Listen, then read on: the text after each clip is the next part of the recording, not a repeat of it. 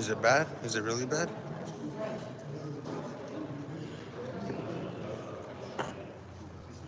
From a 1 to a 10, how bad is it?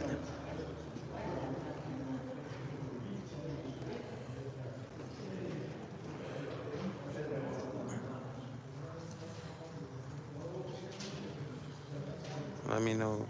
So we're at a town called Hernandez, just north of Espanola. A lot of residents don't want it. So 70% of these people are gonna voice their concerns about putting a cell tower in their backyard. A couple of residents, this cell tower is probably maybe 100 feet away from their property line. So so we're here. Came out, they asked me to come out, and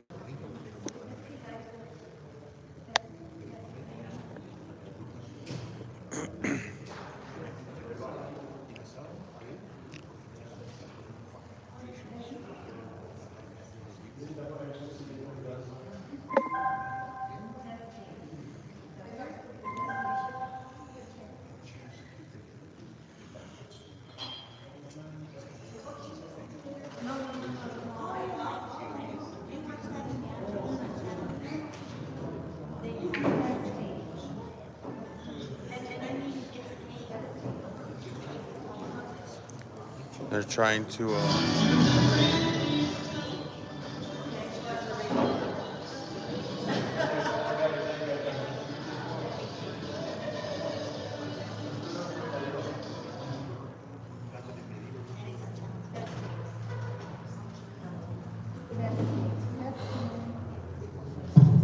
This one works.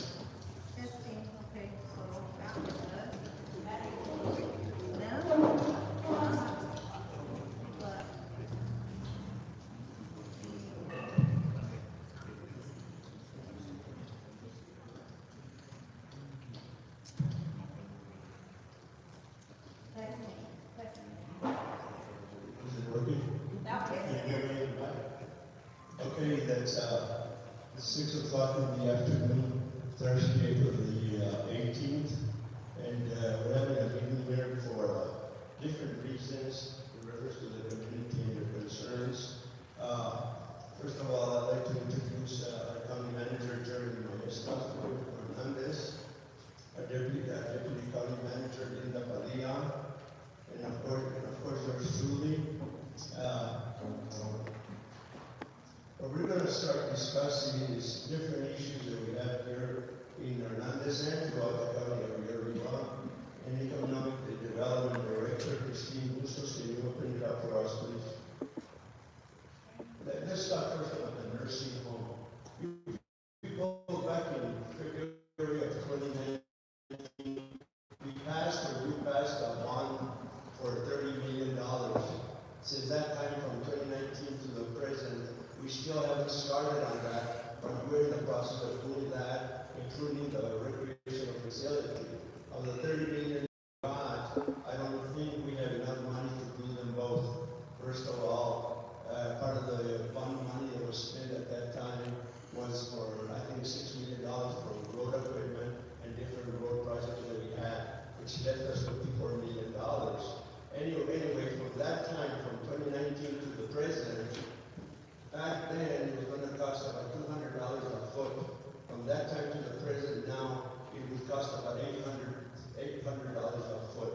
So you do the math, that would be an additional $24 million that we need to complete that nursing home. The same was true for the recreation facility. So these are concerns that might not affect Hernandez, but it affects the whole county of Rio Arriba. Consequently, it affects you.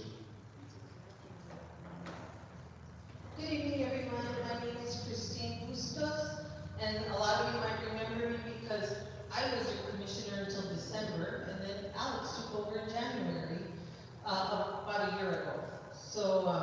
So I'm familiar with these things. When I was when the economic development position came up, I have become very frustrated, as Commissioner Naranjo said, because things were getting done. These projects have been sitting there, some of them for 3 or 4 years. And that's why I decided to apply for the position, and luckily I got it. And now we are trying our best to move it forward, all of us.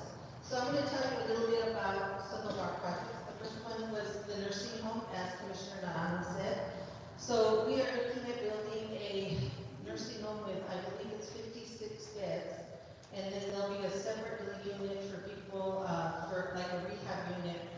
When you fall and break your hip, you break a leg, you have knee surgery, that kind of rehab. So we're going to be doing that, and if everything goes well, we'll be breaking ground this summer, and it will be complete in about a year in the summer of 2025. We have purchased land. It's going to be actually quite close to where the old nursing home was, so it'll be on that part of town. And as Commissioner Naranjo says, one of our holdbacks is when the bond issue was done, which was in 2019, it was estimated we need about 14 million, 12 to 14 million to build this facility. Now we are at 28 million. And it's just because of the cost of everything that has gone up. So we're at that stage now, but the commission has agreed in public that they want this to go forward, so it will go forward however we can do it. If we have to borrow the money, whatever we're going to do, we're going to get this done. We're still looking for some grants and things like that that we can apply for, but at this time, we're at about the $14 million mark. And the bond issue, by the way, Commissioner Arano got the numbers a little bit skewed. So the original bond issue was for $30 million. 12 million was for roads throughout the county, and most of that has already been extended on work. 12 million was going to be for the nursing home, and 6 million was going to be for the recreation center. So onto the recreation center. That is another project.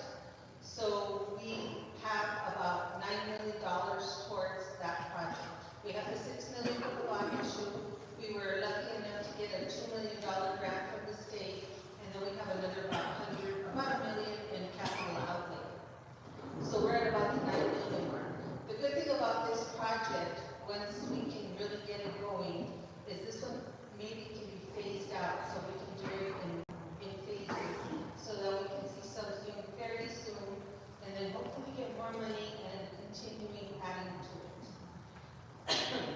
We are very lucky that we have been working with Northern New Mexico College, and we have gotten from them 4 acres. So it'll be, the land is there, it's going to be on Railroad Avenue, which is kind of convenient, I think, for everybody. The bus goes by there and everything. So hopefully, and we're looking at having something that's going to be for all ages. From babies to a walking track to, if I get my way, a dog park, but I don't know if I will. So we'll see about that. Another one that is actually going well is the Empowerment Center. How many of you guys know what the Empowerment Center is? Right. How many know it as the old Hill Junior High? We're in school, baby. Anyway, and some of us know it's Carinos, the last place where the Carinos school was. So the Riverville County bought that a few years ago for a very good price, with the vision that it would be kind of a business hub. So that is what we're developing it for. We have the Pipefitters Union right now having classes there, and they plan to stay there for the distant future, training people so that they can get jobs in the Pipefitters Union. When we finish the rest of the building, we are going to be inviting others like unions or companies or, as a kind of a training ground for the people here in the valley that we can offer maybe. We're in Hernandez at a hearing for a cell tower. A lot of these people are against having a cell tower. It's going to be, 3D printing. We don't know. Some of these community members asked me to come record this for them so they can have fallback. We have had money for the Lowrider Museum also for a few years. I know they've been getting anxious, but we are moving ahead. And if everything comes together, I'm hoping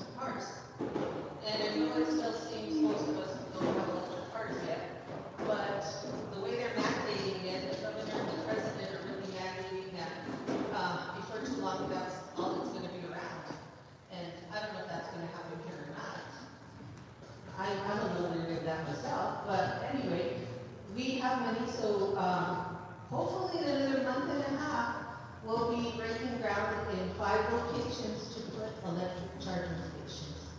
So we will have one in Chama, one in Santa Maria, one here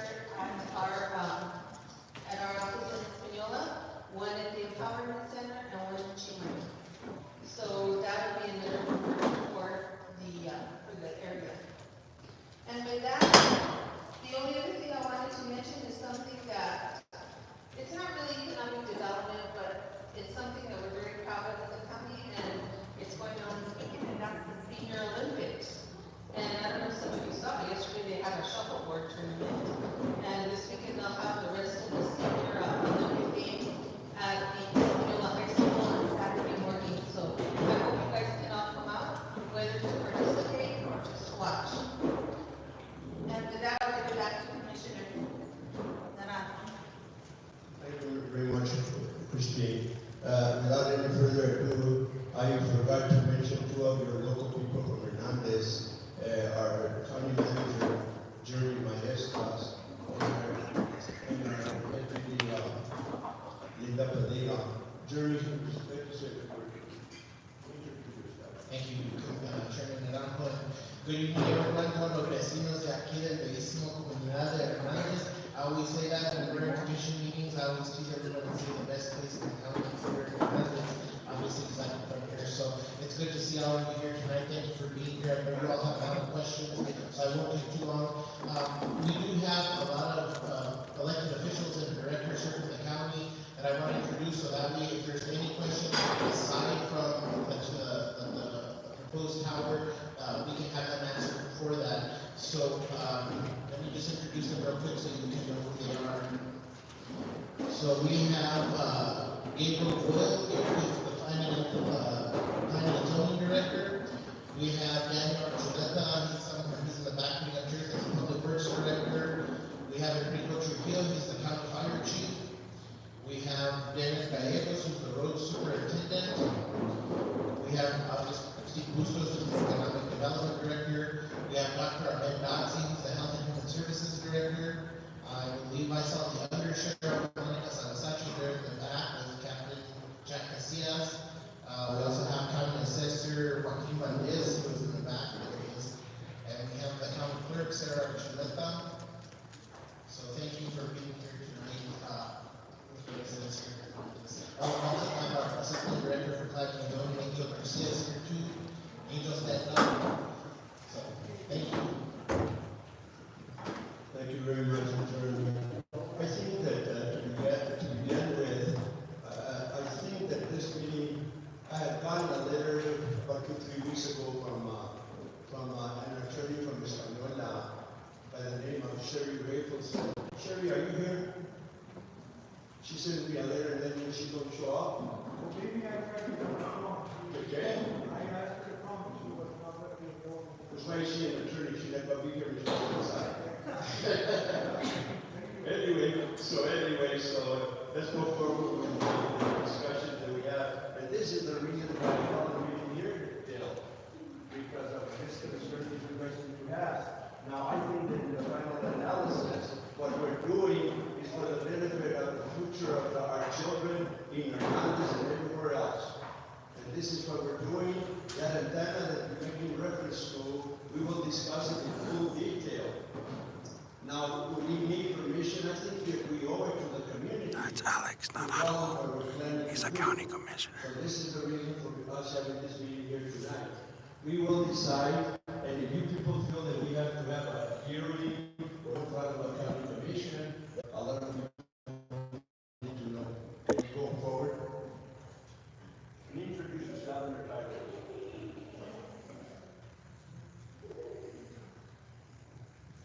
My name is Gabriel Boyle, Planning and Zoning Director for River County. Okay, apologize. Is that better? Can you hear me? Okay. And so the question that was posed to me right now by Commissioner Naranjo was whether or not we have the authority to put it on the property. And we do have the authority to put it on the county property. I was the original crafter of the 2007 cell tower ordinance, but before I talk about this, I want to kind of talk about the process of planning and zoning in the county. You have different levels of permits, different ordinances and regulations. So we have an overarching document called the comprehensive plan. And then we are currently, it's this document. This document is a policy guide for the county, and it details pretty extensively economic development, land use, natural resources, emergency management, transportation, and other elements in the county that we want for 20 years. It's our roadmap to the future. All special use permits.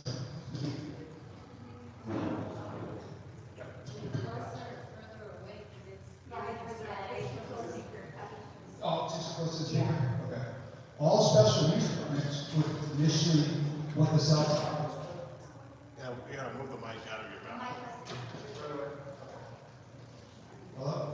Can you hear me now? Okay.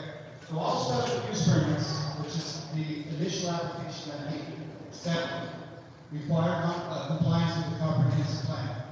And after we did notice in the paper, what we found was there was an administrative determination based on our overarching regulation, which is the yellow book, which is known as the design and development ordinance, which is a law that has to comply with the comprehensive plan. There was a determination made in 2015 that the cell tower is a permitted use on county property, and as long as it complies with the comprehensive plan. So what I'm going to read to you today are some of the goals and strategies from that overarching policy document, the comprehensive plan. Goal 9 of economic development. Goal 9 of economic development. Improve, expand the telecommunications system to provide local jobs, education, and opportunities to support business and growth. This plan was adopted in 2015. Okay, strategy number 42 under that goal 9. Establish a countywide investment partnership involving the Mexico Finance Authority, families, school districts, Northern Mexico College, local governments, utility providers to bring telecommunications to the area counties, to all areas of the counties. And then strategy 43 says expand all rural wireless internet services by pursuing legislation, funding, and encouraging local utilities to run embedded fiber optics and utility lines to install wireless networks and ensure that any proposed telecommunication infrastructure. So what we're seeing is that the comprehensive plan is supporting the expansion of telecommunications, it's supporting the expansion of broadband and internet services. That's the direction that the county adopted in 2015, and the overarching policy guide has not changed. So this is the support for the telecommunications.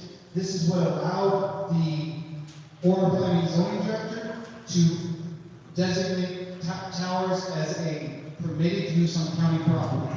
If this was private property, they would go through what's called a special use permit, which is what we initially had put them in the paper as. So, in essence, a special use permit also has to comply with the comprehensive plan, and it would have been supported as it is now in the comprehensive plan.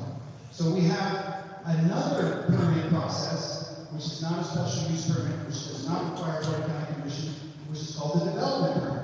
At the time of development, after getting permission from the Board of County Commission, they come in for what's known as the development permit. And many of you in this room probably at one time came to the county for a development permit.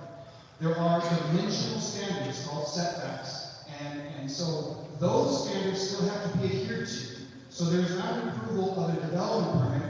What we are here to talk about is the use of the property for telecommunications or for the internet tower service. So at that point, when they come in for a development permit, there are dimensional issues with this application that will need to go to the commission for approval for a variance process. We're not there yet. We're determining that the use is a use that's permitted, and the county commissioner Narco has decided to hear from the community before the lease or before any permit comes forward to the county planning department for development. And at that time, they will come forward and go through a variance process for several of the deviations from the dimensional standards. Now, I do want to talk about the dimensional standards just one time, because when I wrote this ordinance, there wasn't a clear understanding by myself. It was a reaction to a lawsuit that we got into.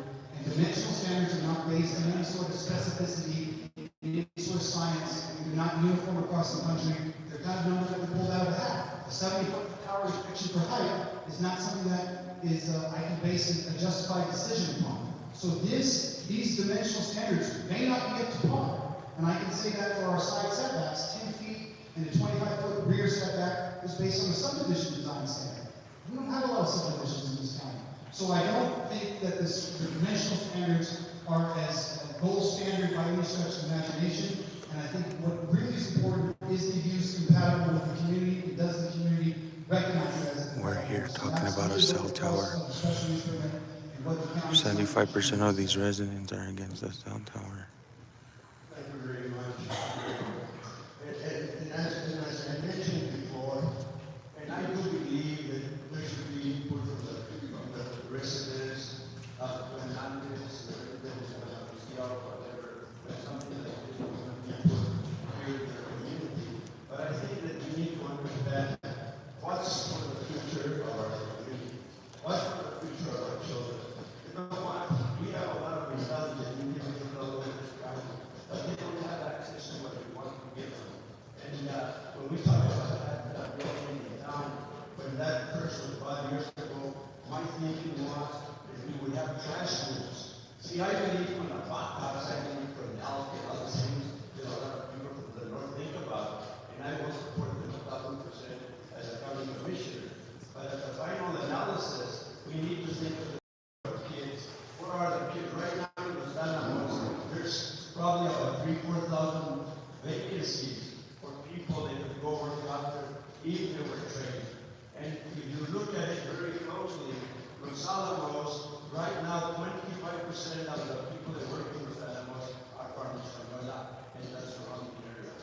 So it's very important to me, but I'll tell you what, if there's people like yourselves here that are against that tower, I need to know so we can have another meeting in front of the full county commission to decide what we're going to do.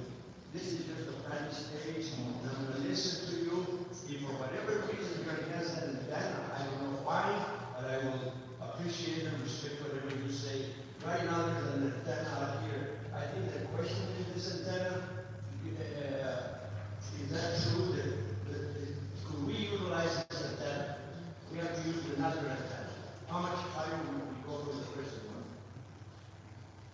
I don't know the height, but the proposal's for 70 feet. I believe this is probably around 30. So it would be 30 feet higher than the present one is there today. Roughly, that's my guess. So I think that, Gil, you started this with Sherry Rayfield said, she's the attorney, and you know how you're talking to somebody that likes a good discussion. You started it. Go ahead, sir. Gil. Sir. Don't you want to hear about what they're gonna put up first and then we can talk? Okay, go ahead, I'm sorry. I'm sorry, everybody will take Is time to talk. comment here? What we want to do, yes, is allow comment, slash ethos to explain what they're putting up, and then afterwards we'll have discussion with all of you, we'll have the chance to ask questions and state concerns. Very good, I'm sorry. Go Okay, ahead. so let me introduce Julie Kreckler, I'm sorry about that. William B.J. Jenkins, they actually flew in, and they're part of CIS Communications, which is kind of the parent company of John Tapia, who's over here, and he represents Comnet Broadband, and George Rivera is also here, he's the State Services Atlantic Telecommunications. Now, one of the things that people should know is this project is actually underwritten by the state PRC, because they are pushing everybody to expand broadband. And they'll tell you a little bit about that. Good evening. Again, my name is CJ Jenkins, CIS Communications. My company, we develop wireless sites for all the telecom carriers out there. So AT&T, Verizon, T-Mobile, in this particular instance, obviously Comnet. So over the last almost 20 years, I've been developing wireless sites. We're from St. Louis. We developed quite a few in the St. Louis area, the Missouri area, all the way out on the East Coast. We developed quite a few out there on the West Coast. All the different carriers, Comnet included, are trying to get wireless out to all the various communities. I mean, it's no longer a tool of the wealthy. Wireless is really the backbone of our telecommunications, of our communications networks nowadays. So this particular tower, I'm involved on the development side of things. We handle the leasing side of things in this particular instance with the county. We handle the permitting and zoning side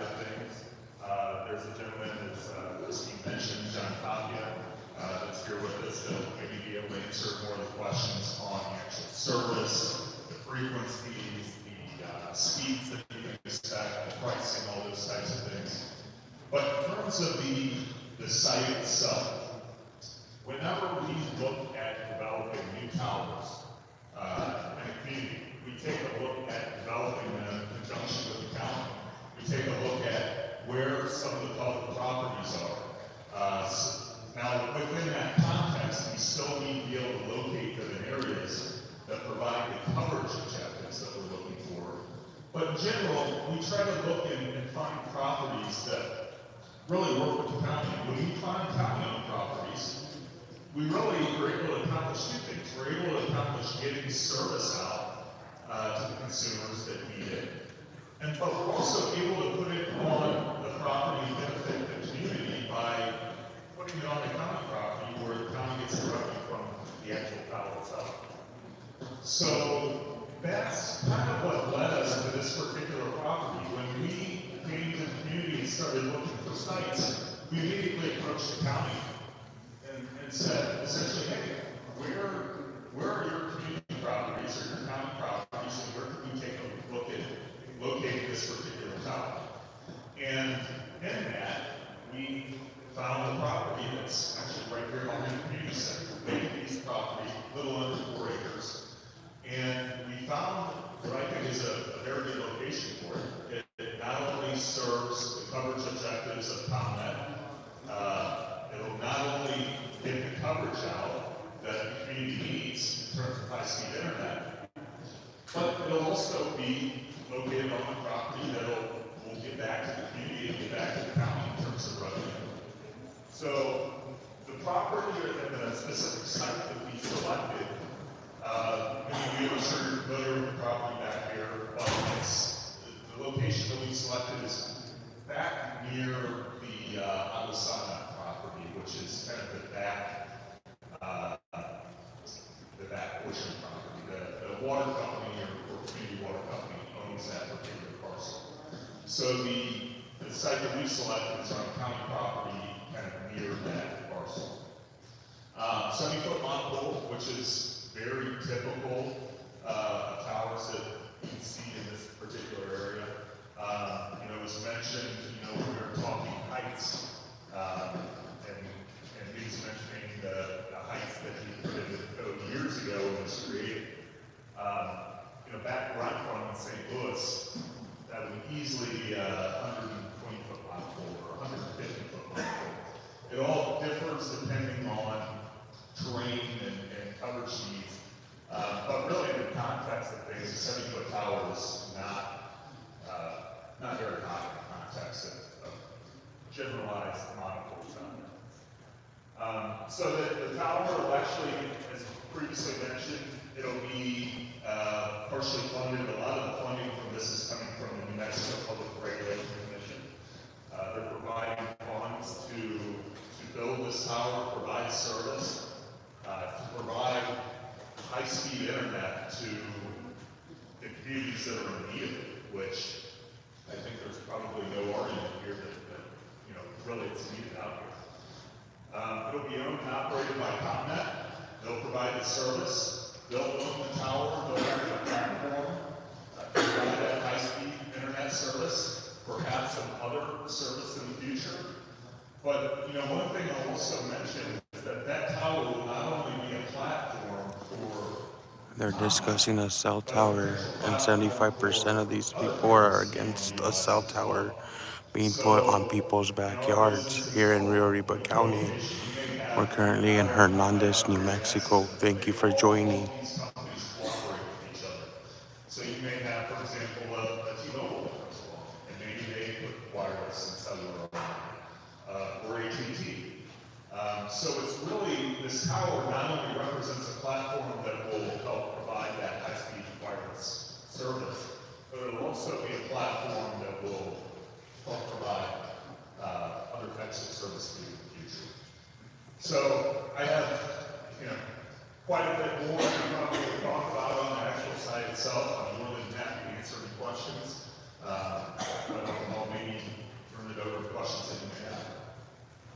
So is the property itself going to be leased from Aguasana, or is it sale? So the property in question, Aguasana owns the parcel in the very back. This will actually be on the county's property. So the lease would be between Continental Wireless and the county. And the tower itself is a property of the state or a big company? The tower itself will be owned by Continental. It bears a funding grant from the New Mexico.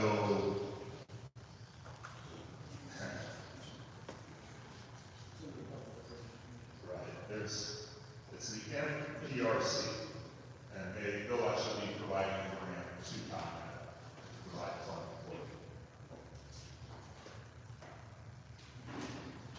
Yes, my name is Joe Lopez. I'm the chairman for Osana.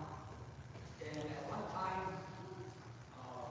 our representative from the company came by and was asking questions whether they were able to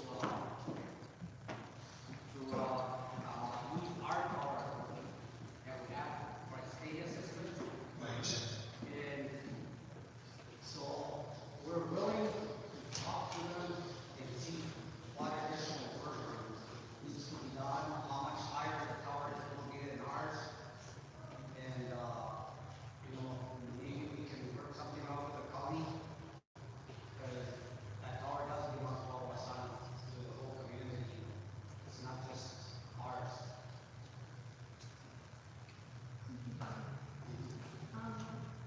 Mr. Valdez, so, he is offering that if for some reason this location didn't, pan out, that they might be able to negotiate to use the existing tower that's here. There was another question here? There was another gentleman on the fence.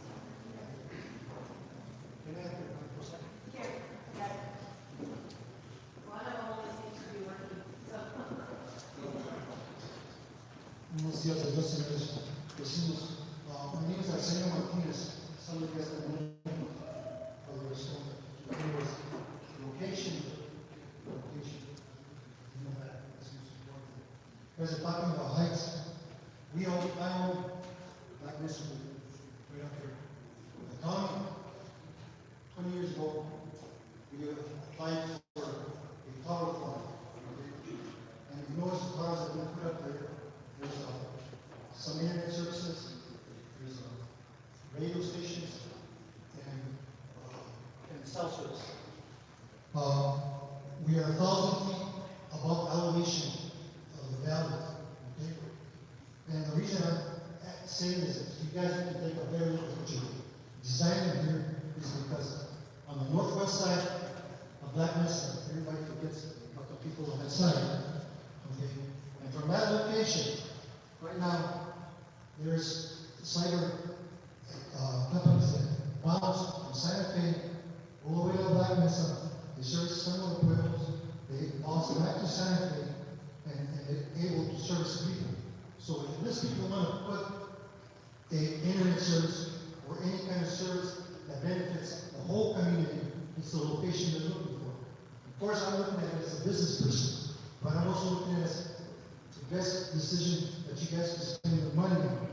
Okay? And I'm telling you guys to take a serious look at Black Mesa, because we're 1,000 feet out of elevation. You can get communities that you cannot get from here. Another thing that you guys, and you know that for a fact, that any high trees, islands, or anything like that, if they're in the way, you're not going to get any service. When you're in the valley, you're going to have a lot of trees in your way. Providing service up there, you can go there, you go to the rooftops of the houses, and have better service. Let's have Mr. Tapia kind of tell you a little bit about it. Not that you guys don't know, but I'm working with him more. This type of internet, Mr. Martinez, is different. Is what I've been told, basically. It's the newest thing, and we no longer kind of have to worry about like it's changing. Mr. Tapia, I'll tell you a little bit about that. Commissioner, thank you for having us on that your staff. And of course, the members of the committee, thank you for allowing us the opportunity to address this. Appreciate that very much. So, this particular project, you guys recall, started under the bond administration. And I want to make a point that we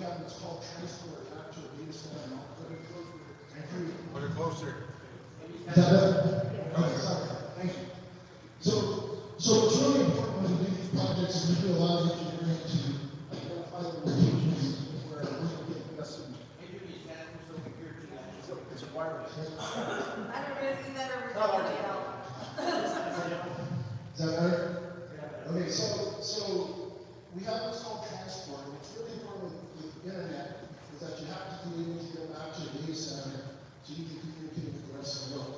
When you guys pull out here, you're going to see, out on the telephone pole, you're going to see a black loop that's looped up on the pole. That's called fiber, that's a red link. And believe it or not, the county is a member of the red link. So we're actually using the county's transport to get us back to Albuquerque on the communication piece.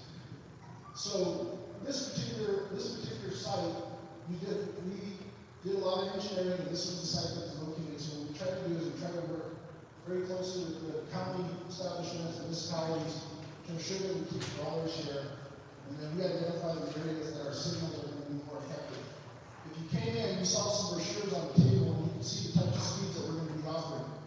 Back to Christina's point, in terms of the technology, it's no longer line of sight. That's an older technology. We're using new technology where the signal is actually bounces and it finds its location. And we actually have a system, believe it or not, set up at the Milwaukee schools. On top of the gymnasium, we have a system up there. We're providing service right now to the El Rancho Alcona area, and people are literally ecstatic about it. The speeds that we're offering are unheard of. So the highest speeds that we're offering are 250, and then it's a range where we're competitive with our competitors in the area. So again, we're trying to, this is federal funding, came down through the state. This is an area that was identified by the SPC as an underserved area. So then they basically identified funds and they made funds available to the communities. And we were asked to bid on this particular project, which we did, and we were successful. Our history is we're in several states and we build out rural areas. We don't go to necessarily commercial areas. Our expertise is to come to rural areas where we don't have these types of services, and we build out these types of services. And the only way that we're able to do it is because the government is subsidizing us and helping us build the necessary construction that's needed in order to provide those services. And that's how we're able to do it. So again, these are federal funds that come down to the state. State assets based on our engineering capability to bid on these projects, and we do. So again, the gentleman that was speaking earlier, we do have a tower on Black Mesa. We actually are starting the marketing process for that particular tower, Chalita, Albuquerque, and then of course here in Hernandez. And the Calvin, we have what's called the Calvin 2. We just stood that up a week ago. That's located, that's on what's called an American Tower. It's a co-location. Our equipment's working, it's up and running, and we're starting the marketing out to your area. So, if there's any questions that I can answer, I'll try to answer them. He had indicated also that the cell tower was going to bounce off of another one, or you're saying to off of Milwaukee? So first of all, this is not a cell tower. It's what we call a WISP, a wireless internet, and we feed that tower with that fiber. So it's not a cell tower, and no, it's not a microwave. So when you're talking about when you bounce that signal, let's say it's happening, they're using a microwave. The purpose of the microwave is to get your transport back to the data center in Albuquerque. And eventually, at some point, when you shoot that microwave, you're going to get some fiber, you're going to get a fiber point, and you're going to get that signal back out the door. Yeah, how are you going to get your signal? You're talking We're using fiber. underground. Yes, so we would run that fiber that you see there, we would run it into the tower, which is located back here, and that's how we would get back to Albuquerque. There will not be a microwave. There will not be a microwave. John, Yes, sir. so putting a tower right in the middle of our community, wouldn't that be a high store and property values, stuff like that? They keep on thinking about that down the line too. Like, yeah, if I help you guys, we'll build up a community, there's a high store right in the middle of our community. That's what we're looking at the You tower. know what I mean? Like, especially with this location, you know, I'm sure there's other. That's what we work at the tower. Is there health problems with this tower? Health problems for our kids, the senior citizens? So what happened there? Wow. Yeah, he will, so that's the whole, I'm getting that first.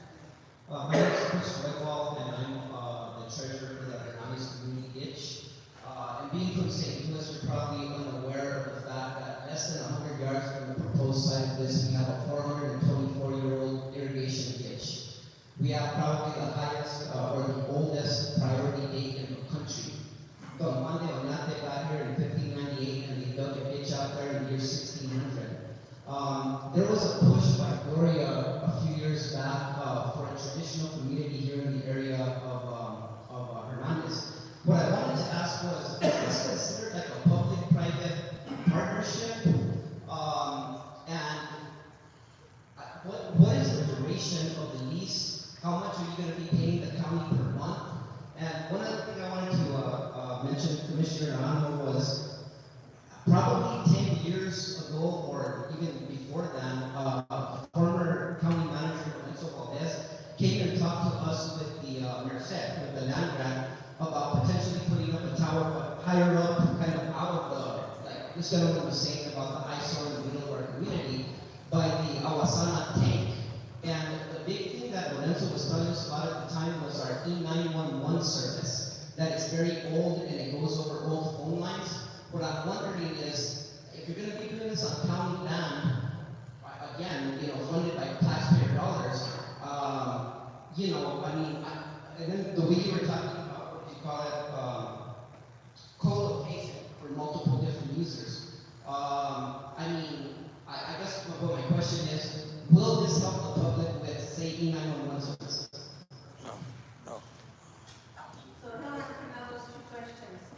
The first one being if there's any health problems associated with the tower, and the second one, several questions there.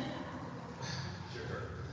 So there's been quite a few studies on health effects in wireless, and just in general, the FCC has governing jurisdiction over it in terms of the fact that it has to do with wireless infrastructure and radio frequency, and they essentially determined that there is no link. So that's essentially the health effects. In terms of, I think one of the questions was public-private partnership. So in terms of a public-private partnership, it's really not, it's not really what I would term a public-private partnership. I mean, I guess you could, in essence, say that ComNet will have a lease with the county. So it really does take the efforts of a private company and the county to coexist together. But in terms of a joint venture or shared interest in the actual ownership of the tower, there really won't be anything other than just a ground lease that exists. And I think I can answer, in terms of the leases, remember we have not entered into a lease with ComNet as yet, but we do have, I think, 2 or 3, don't we? With cell towers, I believe.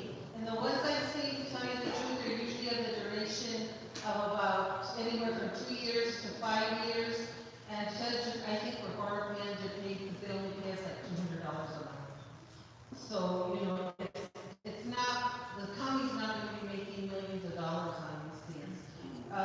We're doing it. In terms of co-location, Chris, that's one of the things when I first spoke actually with Mr. Tapia, I said, if we're going to do this, we want to do it for the people here in the area and what will help them.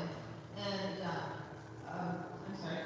So, yes, co-location, because having been on the 911 board previously, I know how important it is to have towers where they can put equipment, where they can have We got a lot of angry people and here. they have assured me that if that's necessary on this tower, it would definitely have the 911 component.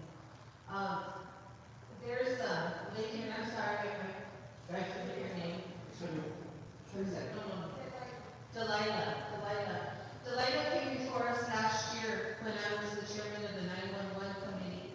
Because, the tragedy that happened here with a young man getting shot last year. Well, they couldn't reach 911 because the cell phones wouldn't work.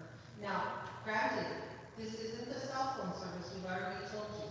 But what's nice is if the tower is here, there's a chance, as they said, that they might co-locate some more of the cell phone providers so that the area will get more cell phone coverage. I didn't forget you, I'll be back in a minute. Okay. Make a comment on that 911. Yes. See, 911 has been using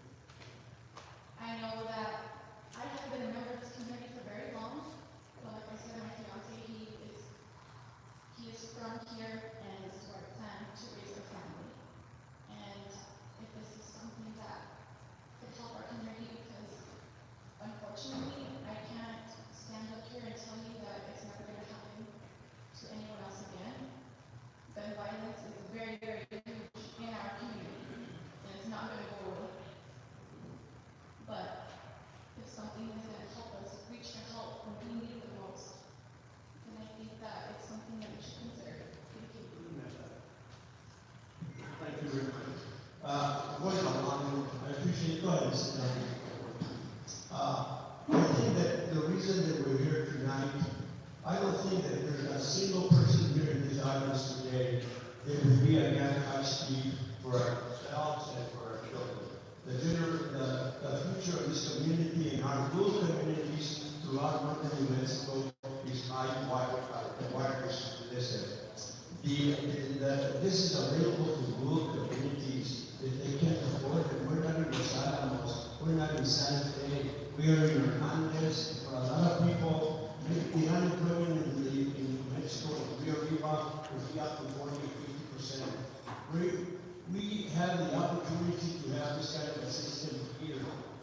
When we years ago, in the concern that you have about having this kind of thing in front of you, about 6, 7 years ago, you'll recall, they were trying to put a wiring to Hernandez Elementary. It would go all the way to our health centers. It would cross into La Mesilla and finally into the Black Mesa.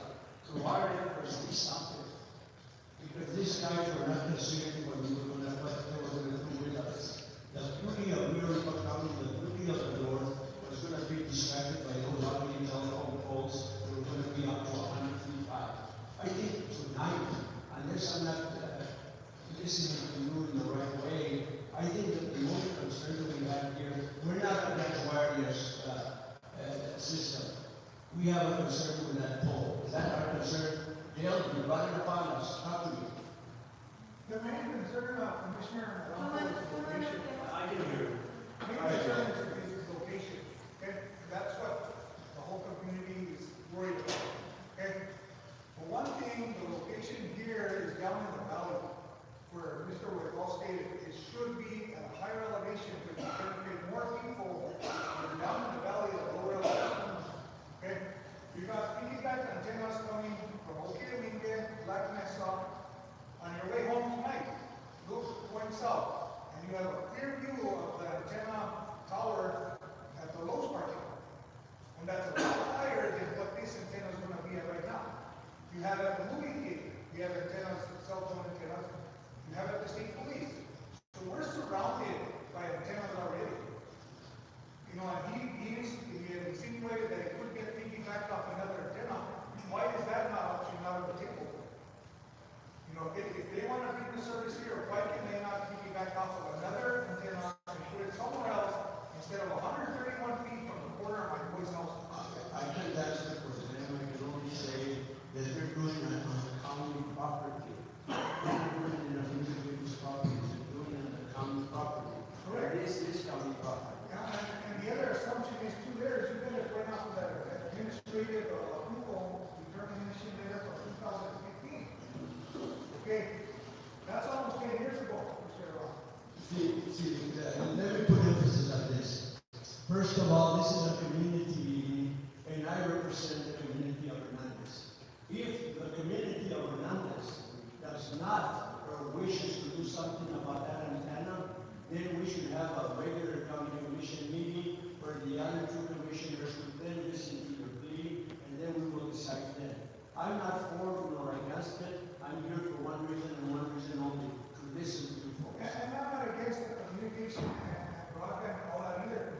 I'm just against the locations. Where are you guys going to put it? Like I tell you. I'm not against it. I want to make that perfectly clear. I know you're not there. Go ahead, Nelson. My question is, are you going to put a fence around it to stop the copper wiring or whatever you're going to put on it to be burglarized, stolen? Is it something that you have to surround with what, a 12-foot fence? I don't know. No, it'll be surrounded by a chain link fence. Well, that's the same thing, right? How high is it going to be? We've got nothing to let us know what that is going to look like. What I'm looking at, I live here, and I don't want to go through here and have this ugly thing hanging in our community that's surrounded by a fence that may or may not go up, that may or may not stay nice, you know, because they do rust, they do fall down,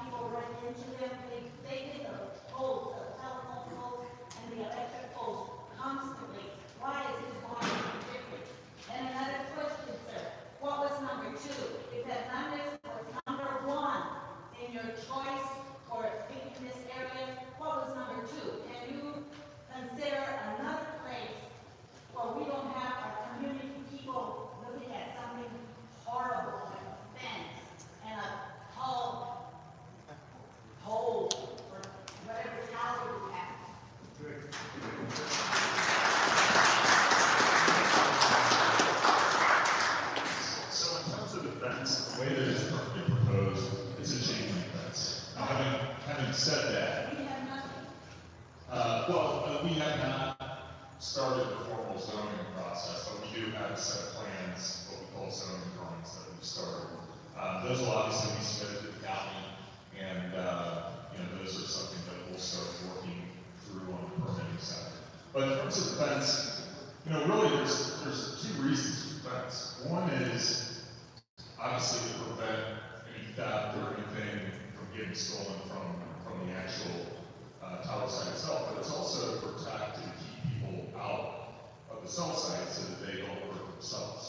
So it's kind of a dual role in that effect. Now as mentioned, it's a chain link fence that we have proposed, but there's really a couple of different options that we can pursue on that.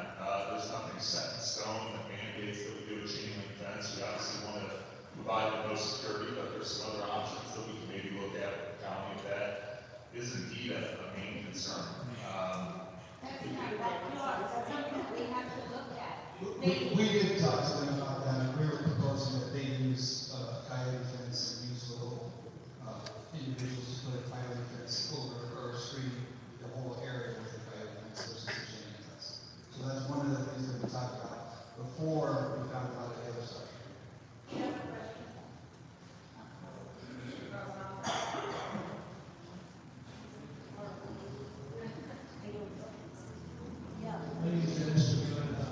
Just for educational purposes, I don't think everybody's understanding. This tower is going to rely on fiber optic cable, and it relies on a power source. So it's right there, and it's right there. Okay, so power source, it's not a microwave system, like that here. So I don't think everybody's understanding what it entails. And then the other thing that everybody's saying is it's going to be a nice one.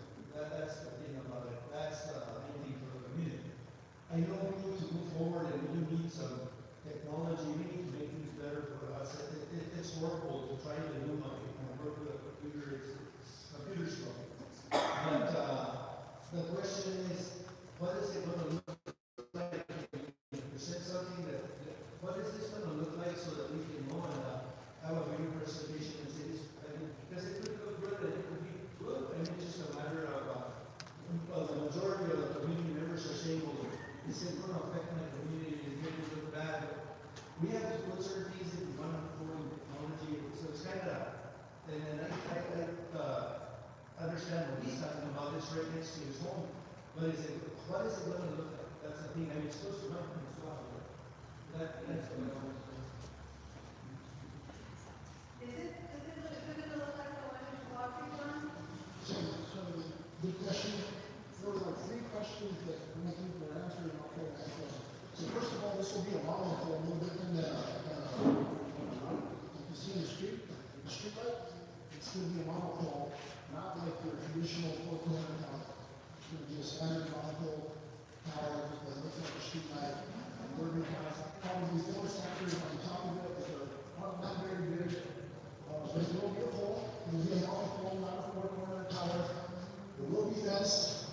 Wherever there's some requirements that they would like us to look at in terms of fencing, we can look at that. The young lady that had the issue regarding the 911 service, the answer to the gentleman he asked, I was hoping he was addressing before he left, he asked if you enhance that system to improve the 911, and the answer is yes. They can co-locate, 911 working with the county can co-locate on that tower.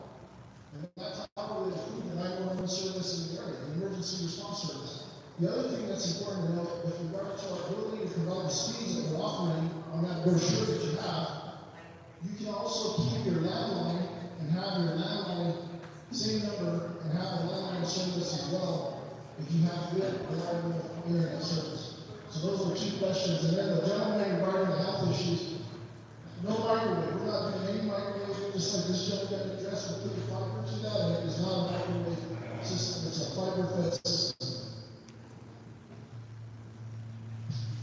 So to touch too big on some of the aesthetics, Mr. Kalafia kind of explained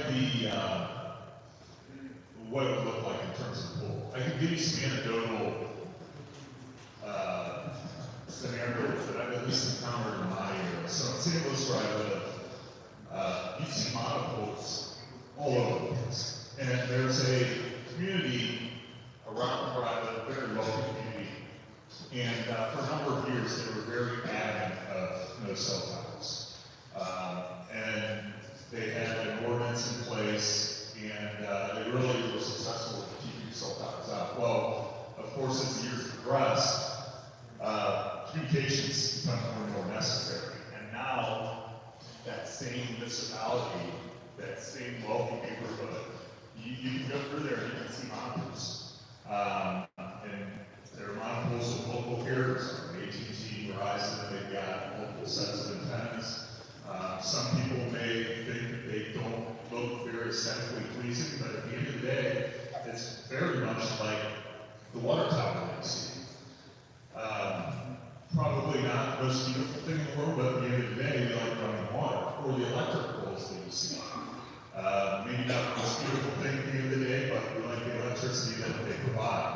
And really, at the end of the day, when you see these things, or when they're out there, after a while, you don't even notice them.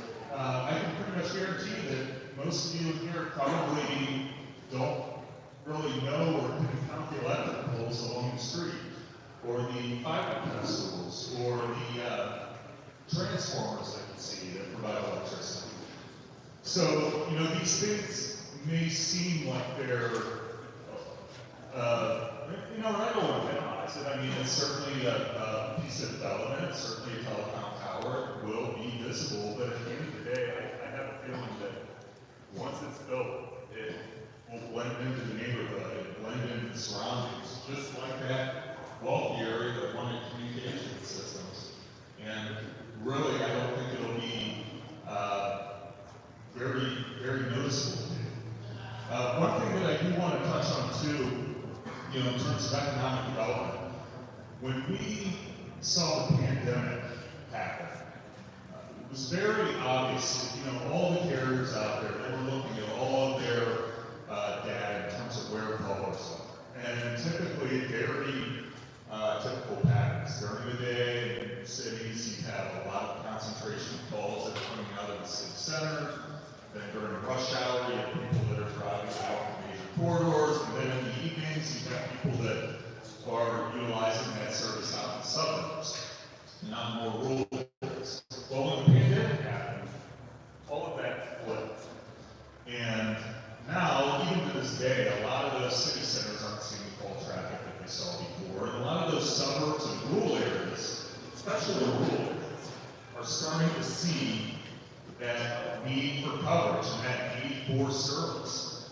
And in terms of economic development, we've seen it even out in St. Louis, which, you know, you probably wouldn't necessarily think, but there's a lot of people who are now not commuting into the city every day, and they're living out in some of those more rural areas and connecting in and Zooming and video conferencing and utilizing that high-speed service. A bunch of words. Buying homes out in those areas and spending money out in those areas. And I have no doubt that, you know, out here you probably have people who would maybe like to move out from some of the more populated areas and move to smaller communities. But without that service, they aren't able to do it. So I think that service is not only going to benefit the people here, but it's going to benefit the economic development. It's going to benefit that future. It's going to let the community grow from letting some of those people move out here that were previously working because they didn't have the ability to get the communications that they previously needed. So.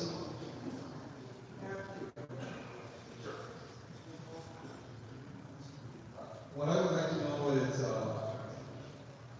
what's 400 feet of difference in distance for that tower to sit at that point, at that point location, versus where this tower is now? Is it going to make that much of a difference of 400 feet to what you're wanting to do? I think until tonight they didn't think that was an option. Well, one of the board members from Wasana spoke to you about that. The only thing we use this tower for is for our skate off as well. So we need to have our skate off on that tower. I know it's a substantial base that's there. I don't know how big your tower is how heavy it is, but it might be a possibility of anchoring your tower to this base. That would save everybody a lot of problems. Instead of having a tower 400 feet apart, you have one tower here that would serve everybody's issues. You have power here already, you don't have to pay for power. Let's use a little bit of common sense. 400 feet versus what's already here.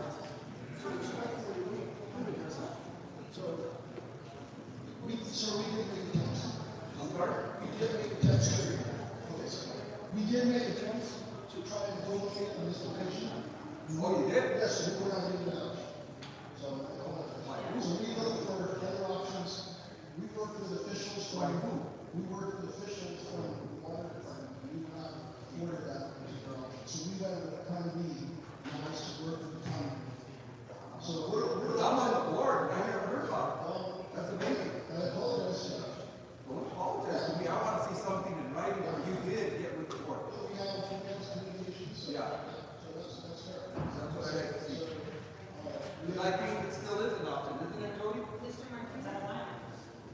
Mr. Martinez has a question.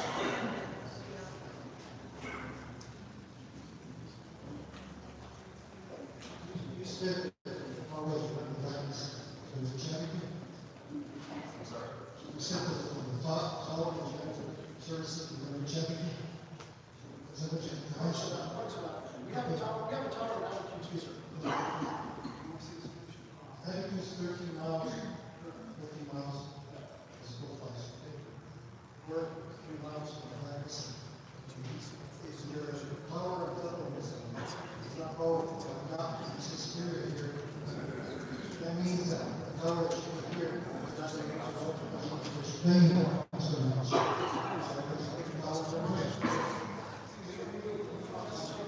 We would necessarily with the tower, but to satisfy our demands based on the PRC requirements, specific location that the FCC identified as an underserved area, we would potentially put smaller piers in certain areas to boost the signal in order to get to the residents. So they're not very good at all. What we can do is we can provide a picture of the tower. We can provide a picture of the antennas and the sectors.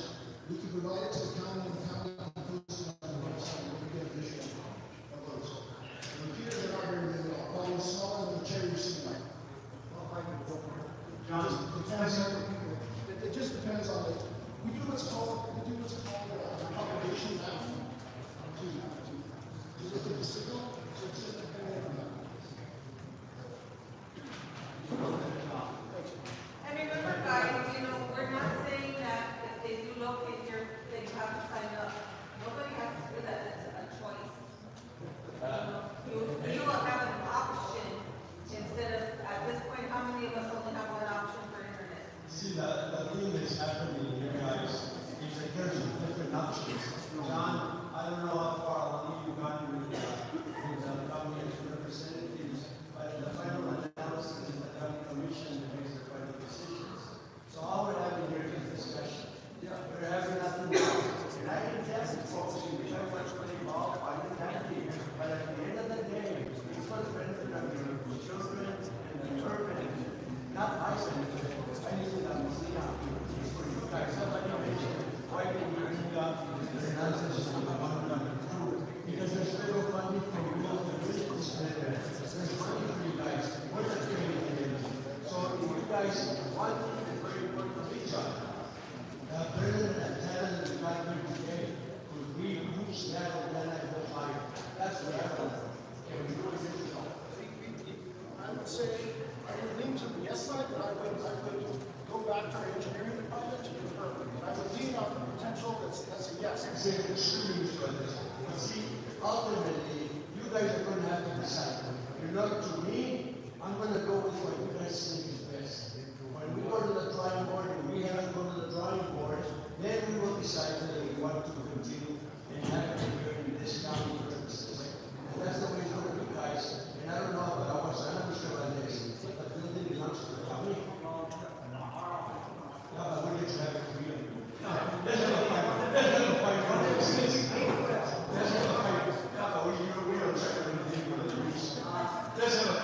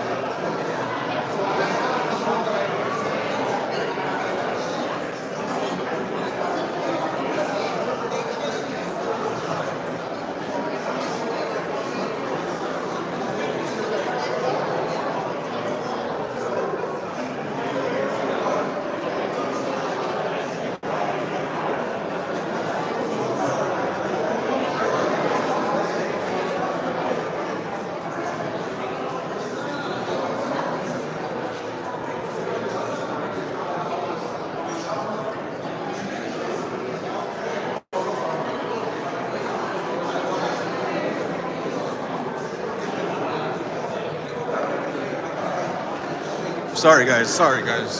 Right now we're in intermission right now. It's a 10-minute wait.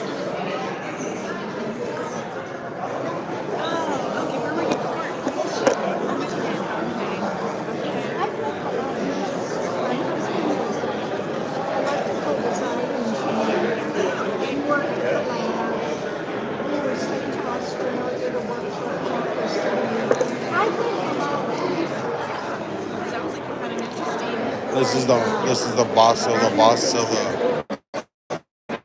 Omnet here that they're talking about. It's definitely different now.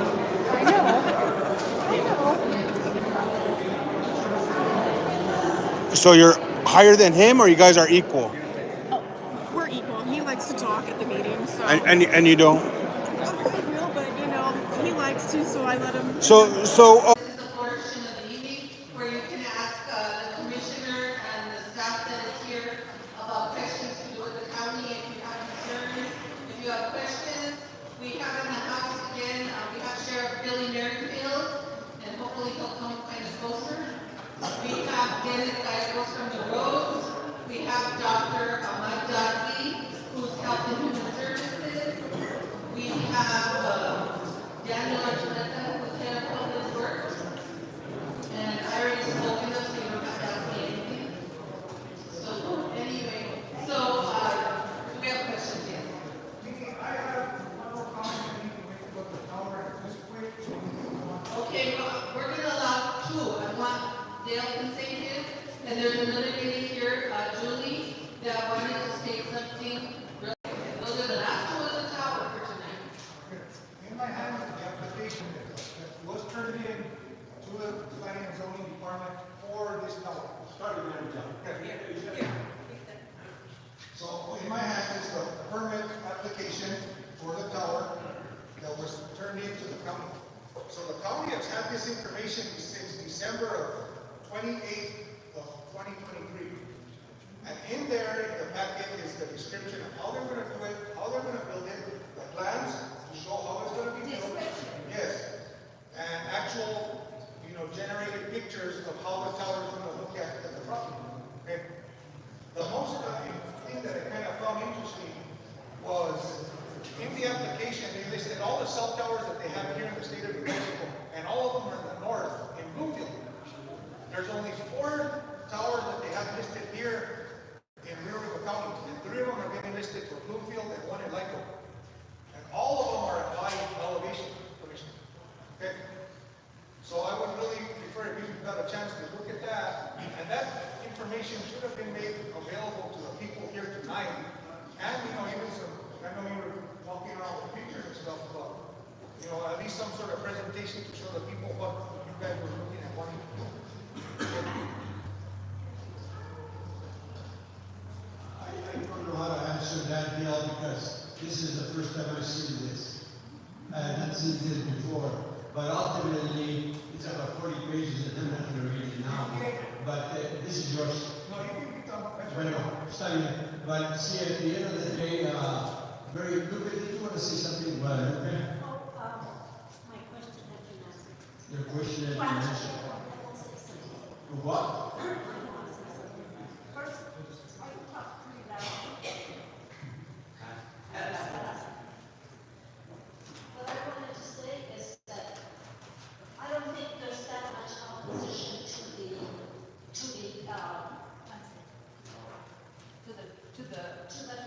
getting the kind of service they would want. The problem is where it is being put. I mean, it's in the middle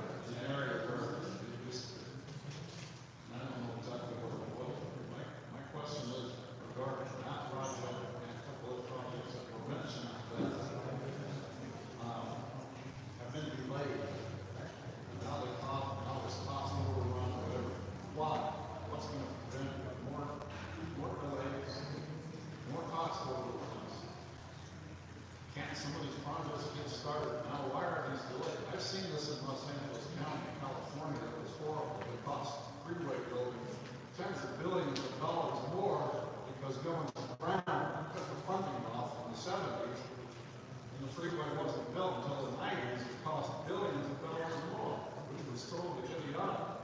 Now, I see the same thing happen on a small scale, of course, here with these projects. Why are they being delayed? The money's over and out there. You know that, Christine, sometimes when we have an opportunity to get federal funding, we have to take advantage of it. Christine was mentioning about those electric cars. Personally, I have a problem with that. You know, I don't think I'll ever drive a car with electric cars. I'm gonna go with gas till the day I die. Because by the government is proposing it to us, and I think they're giving us up to $5 million to put this station all over the county. But after the first year, I don't know what's going to happen. See, so what I'm saying, these are things that they offer us. Sometimes it's good and sometimes it's bad. So I think that we need to, and I was talking to some of the gentlemen here, including Mr. Hernandez and Lavasana. You know, we can have, why do we have to have that antenna there? We can put it here in the back. We got Lavasana can agree with us. See, we have to work as partners. As partners. And as partners, we can do a lot of things for our communities. In the final analysis, working together, to me, an antenna, not that I'm I don't know if anybody thinks it's a big deal about an antenna. You know, it's for the benefit of our children. Lupe, you have grandkids. Lupita, you have grandkids. So that's what's important. Not you and I don't think that. We're one day at a time. And all this thing of the future of our kids. Who else wants to say something? Who else has a question for? I don't have a question, I have an opinion. You know, an observation. An observation. You said, thank you. You're welcome. You know, you said there's money in it, is what you said, and we want to utilize that money. You said something about a nursing home, you said something about an empowerment center, a lowrider museum nonetheless, a recreation center, a vehicle charging area, senior Olympics, and where were they at? Espanola. We were bringing anything to Hernandez except the tower. Can you consider bringing some of this nice things, even a senior Olympics, to Hernandez? Something positive and great, because we have a lot to offer and we have a nice facility. You know that when I was running for this position, that's the number one thing that I was concerned with. And we have facilities like this all over the county, and most of the time they're closed. I want them open 24/7. I want them to be used for the seniors and everything else. Yesterday, Jeremy and I were in Hernandez. They were having a shuffleboard tournament. There was over 70 seniors there participating. We recently, 2 weeks ago, gave the seniors $10,000 so that they could go and compete in las cruces. That is what's beautiful. See, we're doing all those things and nobody knows about it. And consequently, you know, it bothers me a little bit because this company is very aggressive. We're doing a lot of things. We have funding from different sources. We have to utilize it. We have here in Hernandez, this young lady here didn't have to really do something with the back. See, about our sana, Mr. Valdez. If we do something here, we're going to want this place open. We're going to want this place open 24/7, maybe. Because if I come from the Salados, I'm tired and I want to walk around there. If you guys have a lot, that's going to be a no-no. We're going to open it. Mr. Nahal, Talk to me. we would be opposed to that because You know what Mr. Martinez said? Put me a swimming pool. Get out of here. we'll never get that. We've had a lot of problems with analysts. We've broken in several times. And we don't keep money in. You can't have it both ways. You either have it or you don't have it. Okay, Sheriff Merfield is here. Does anyone have a question for him? Well, you can say it. Or, I'm gonna say a few words, Billy. A few words, absolutely. Good evening, everybody. You guys know where you're from Hernandez, so. few words, I don't know. A few words from me to you folks. I just passed on to the commissioners, county manager, some of the new statistics that we're putting out there as far as what we're dealing with on the law enforcement side. Hernandez is a really hot spot. If you guys see us, there's a lot of action with law enforcement here. There's a lot of things happening as much folks. So we are here, we are present, and we do have a big county. We know that speed's a big issue. We can sit here and run speed out of these folks. Once we leave, we slow them down. Once we leave, they pick it up. But just know we do care. We're not out deaf ears. We are here for this community like we are the rest of the communities. You guys, my office, the office is your office. It's always open. Come and visit anytime. If you have questions, my cell phone's on our webpage, or you can get in front of me here today before you leave if you have any questions. Yes, sir. Driving into town, there's an electronic sign that monitors your speed. Yes, sir. Why can't that be put on either end of Hernandez? Well, I will tell you that that is something that we are working with the DOT department about. And actually, what I'm trying to do beyond that is turn this into a safety corridor. So from mile marker 192 all the way to turn on to the vehicle at 208, we're trying to turn that into a whole safety corridor. So the letters get put up to the DOT departments with our senator that represents us. So that's just started. We're just in the process of them. We got this construction here, but there's a lot of labor we got to do for that. So here, along with the canyon into George Dixon, after Bernardo, we're trying to put those in the safety corridors. Can you explain the safety corridor? So safety corridor is basically like a construction zone. It's a double fine. When you're in a safety corridor, you're supposed to have your headlights on when you're operating through there. You have to follow that closest speed limit. So that's pretty much what we call a safety corridor. And I think, just so you guys know, if we haven't had a citation, because it does affect your books as far as your insurance, but, to get people to slow down, the world's just fast right now. And they posted as 25, you guys see here, they're doing what? So they're doing 50, easily 55 or over. So, it's trying to get the world to slow down. So we can make this, which is a very dangerous road from here to Hernandez. If we can get them to slow down, make it a safety corridor, and it starts affecting people, hopefully it'll deter them to slow down. That's the purpose of that. Thank you, Billy.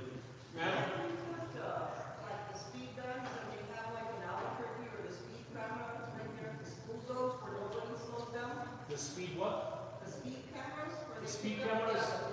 That's something that I would say that I don't want to get into just because there's a lot of civil issues coming up with that in Albuquerque in the big cities because they're stationary. There's no way for them to go into court and attest that you were speeding or someone was speeding. That's just something that wouldn't work for us. I can assure you that.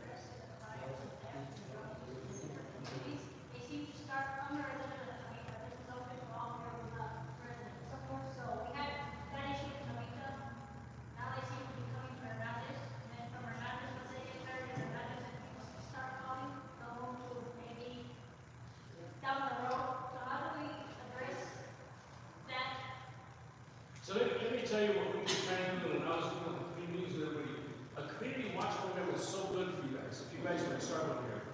Dixon has one. They're at 95% less crime rate because they started that program. La Masia, Salvador, they started theirs. They're doing a phenomenal job because Conda has a phenomenal one. With you guys doing that, you're our eyes and ears to tell us. You guys have cell phones, smart cell phones. People are sending us pictures of people, suspicious vehicles versus calling our dispatch center. That helps us. But we are fighting that, as you know. Gaina, Coyote, Lindsay, all these areas, we just made 9 arrests for people stealing vehicles, for drug-related incidents. O Caliente, we just made 5 arrests on individuals that these were crews that were going and stealing and breaking into houses. We know it's everywhere. But as you guys know, first of all, how many know how big our county is? Anybody? So we're just under 6,000 square miles, so it's tough. And all the communities deserve our presence. Chairman Naranjo here, we've been in battles constantly. They have supported us on trying to help the courts. The sheriff's office has actually increased the numbers by 12 deputies and staff from what it's ever had. So that's helped us to really get more involved, including full-time detectives for some of these cases we're working, which we've never had. So we do have neighborhood watch, you take pictures and we have phone. You guys can. Call each other? Yes. Call the police with them. By the time they respond and we have pictures and we've been told, we need to catch them in the act. No, well, that's not how that works. It depends on the scenario. But if you guys have that program, I can set you up with the persons that are running here in San Pedro and doing a great job. That WhatsApp is free. set it up, it's linked to a bunch of my members, we all get the same information, you guys are texting. They keep telling us that it's a civil matter, but every answer is it's a civil matter. How is everything a civil matter? It's not. I don't know what you're talking about, because there is two different things from civil and criminal. Law enforcement is there for the criminal act. The sheriff's office, we enforce some of the civil, what the courts give us, but only what the courts have signed off on. So I wouldn't know what your scenario is, sir, unless you want to give me an example. Well, in the past, the neighborhood has been ripped off, broken into like 3 times, and the police have told them that it's a civil matter. You know who the individual is? It's the same individual, catch and release. Continually fails to, show up in court, for several hours on, Well, I'm going to tell you folks, catch and release affects all of us. And you guys, I don't want to get into this, I'll bore you with it, but it's not just the judge's or DA's office, okay? Civil matter, if you tell me, sir, this guy broke into my house, I'm going to say that you proved it was him, because I have to go to court. If I file a report, I have to have proof beyond a reasonable doubt that this person stole from me. And I hate to say it, when you tell people, if you have a video of your phone where you capture this person in dark, that is evidence. That is evidence, but you can't just use word of mouth because the court's not going to allow it. Yeah. Okay, which officers, ma'am? it's not my residence, but the neighbor did show Okay. the video to the Well, officer. if it was our department, I would love to talk to them, because we're not lazy. I can't speak for everybody else. Any other questions? Can you have more officers during school, because it's almost the end of the year, the school year, and I'm telling you, those poor kids walking home or even walking to school, they have a lot to deal with in the, right down the street, and they don't slow down until they get to the flashing lights.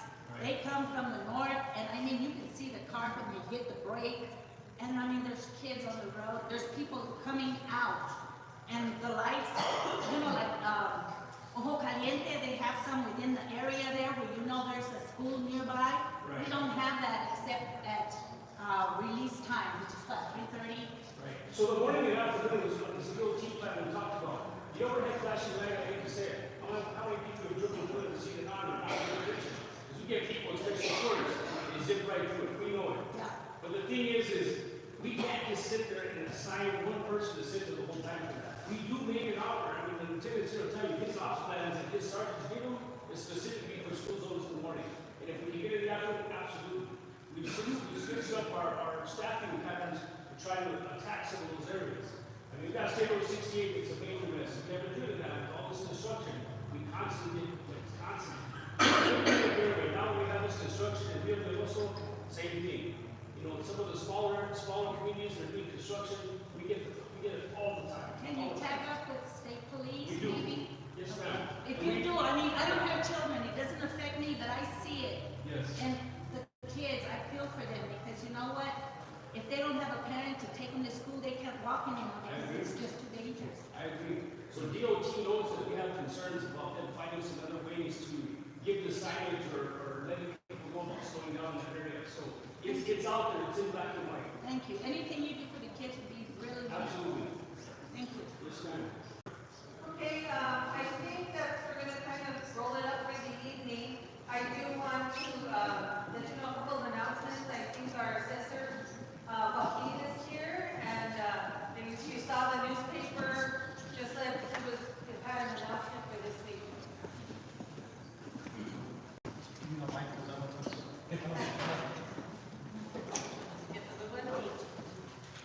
Good evening, everyone. My name is Joaquin Valdez, the Rio Grande Assessor. I thought the Rio Grande Summit, we got our relative values yesterday, the 17th. So that starts our busy time of the year.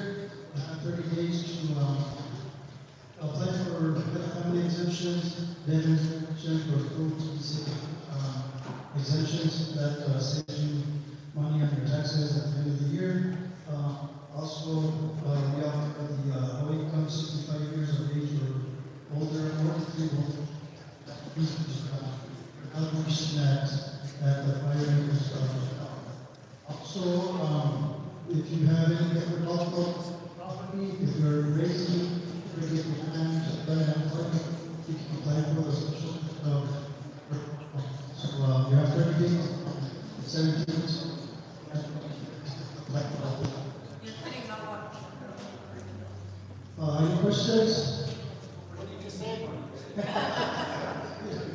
He was talked about the exemptions you can get.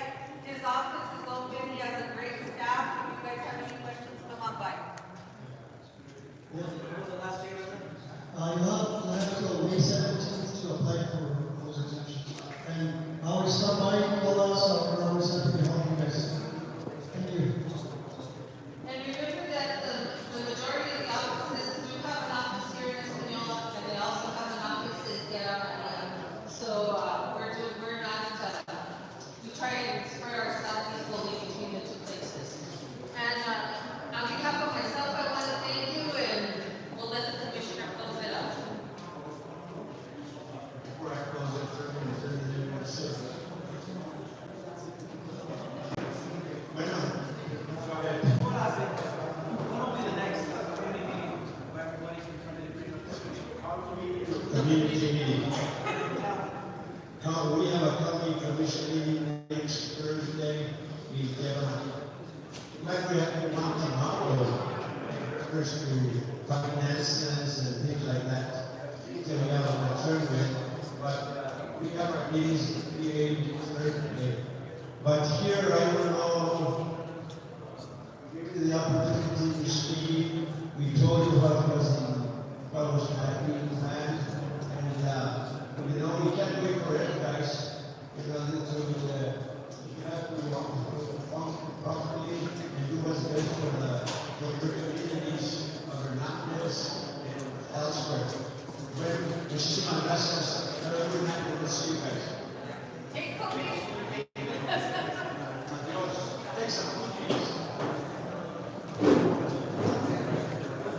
All right, guys, the meeting's over. Thank you guys for everybody that came in. Appreciate it. Bye.